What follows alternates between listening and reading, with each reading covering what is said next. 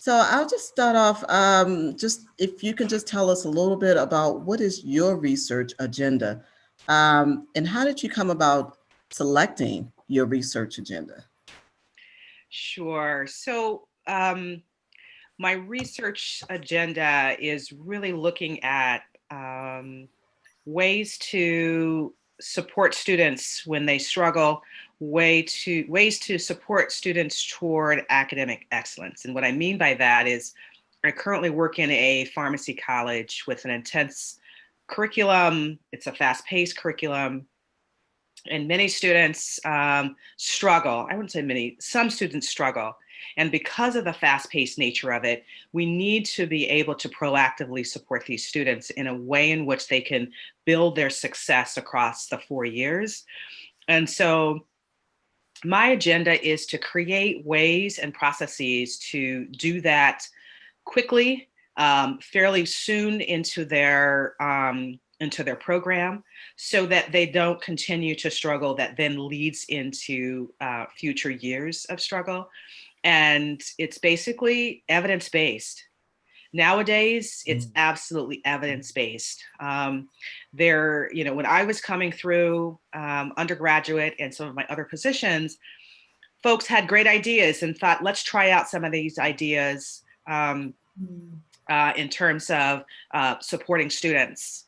Nowadays, with self-study, with accreditation, they're asking, why did you choose that particular method? They want to know the specifics. They want to know, did you measure how students are doing, how students did? And if you did measure, what led you to select the method that you are moving forward within your particular college? And I chose this method of study basically because, one, I'm a chair of a self-study committee currently in our colleges, moving through a self-study this year. And these are some of the questions that we were charged with. They basically said, it's great if you are coming up with ideas, but we really need to have all of these ideas measured. And so many of the questions that came upon us, we really had to address them in a way in which made sense to the need, and also made sense in the way in which we were going to approach it. So it's basically not just kind of throwing a dart at how do we help students, it's really creating a strategic plan to help students. Great. That is so wonderful because, like you said, things have changed. It used to be different back in the day. I know we both have extensive careers going back probably 20 something years in our education. And now the focus is on evidence based. Absolutely. So it's thank you for bringing that up. I've even written grants where they look at evidence based as far as, if you're going to say these goals or you're going to use this software or whatever, they want to look at evidence-based articles. So thank you for bringing that up about the Absolutely. importance of evidence, evidence-based things. Stella? Yeah, and I want to jump on that because so you work at a pharmacy program, and I spent some time working for a nursing program, overseeing their retention initiatives. And at that time, we were not required to be evidence-based, but since I had already met Yvette Myrick, she introduced me to two evidence-based programs, SI, that are often used in health sciences, SI, and also early alert tutoring. And I implemented those two programs, and the graduation rate, you know, everybody's graduation rate rose significantly, but the non-white graduation rate tripled. Absolutely. Mm. Absolutely. The power of evidence-based practice. Absolutely. So that's wonderful. So you're really you're juggling, or you're managing this research to application, um, and to really mm, investing it in the development of the institution through its accreditation. So tell us a bit more about that, like your research agenda. What are the things that, you know, uh, keeping um, keeping in the forefront your research agenda within these larger kind of things that are Absolutely. happening? So I think my research, this was something that I took upon myself. So this was something that I saw kind of, it actually came to me just in terms of this question.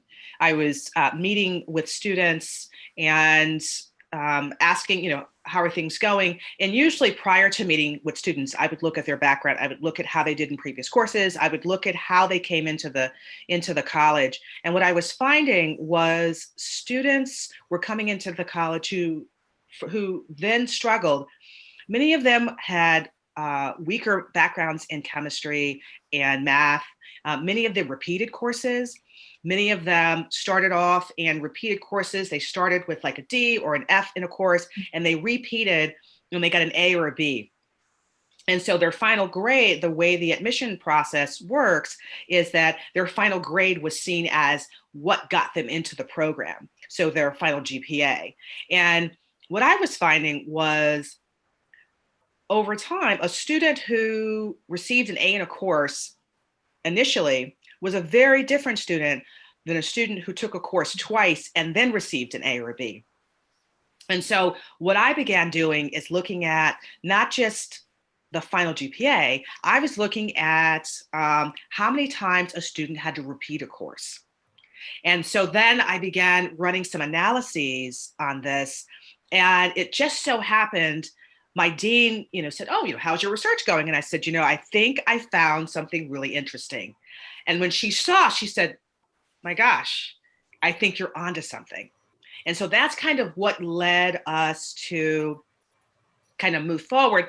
It was something that we could kind of grab onto and look at for the entire university and or entire college, and we could look at it in preparation for the next class. So it was like, okay, we're getting this data now, but let's see if it says anything, so that then students who are coming in with these repeats, those are the students that we can target for tutoring well before they begin having difficulty and begin setting them up for success, as opposed to waiting for them to struggle. And so kind of having this forward thinking, kind of proactive way of addressing students before they even touch anything, before they read a book, before they move through the program, was something that it was necessary and needed in our particular program. And so because I had the dean's buy-in, and then she said, "Do you think you could publish on this?" And I said, "Yeah, I think I could publish on this." Mm-hmm. And so submitting to a conference, our data and our preliminary data, and it being accepted, and then being able to say, "Okay, we presented, do you think you can write a paper?" I'm like, "Yeah, I think we can write a paper on this." And then we began looking at different colleges and looking at what they were doing. And so this initial buy-in, and then, so my next piece of this is not just looking at the data, it's looking at, okay, how can we proactively help students in a way, in like a module form, now that we're in this COVID, where everything is online, how do we help students know where their weaknesses are, and then help them build that particular weakness or that deficit or that gap? And so that's kind of where the data is taking us, is looking at, okay, how do we now continue the data and look at larger, so right now we have data for about 400 students, and then now it's building on 600. So every year we gain an additional 600 students or 200 students, so that we can then make a decision in terms of, is this trend making a statement across larger numbers of students? And so it's then catapulting us into creating a college-wide program that is a proactive program that would happen in the summer. And so now we're researching colleges who do have these programs already in place.